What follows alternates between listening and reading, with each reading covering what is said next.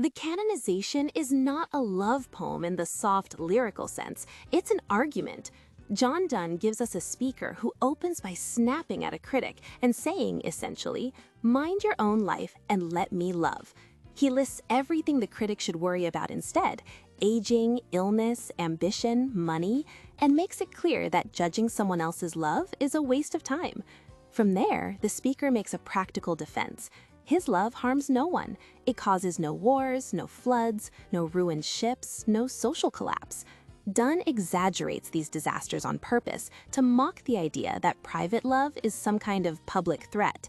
If no damage is done, the speaker argues, then society has no right to interfere. Once that space is cleared, the poem turns to defining what this love actually is.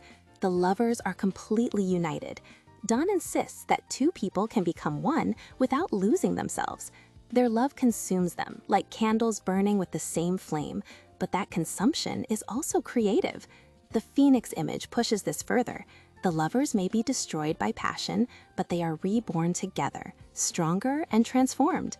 Donne then lifts the love from the physical into the spiritual.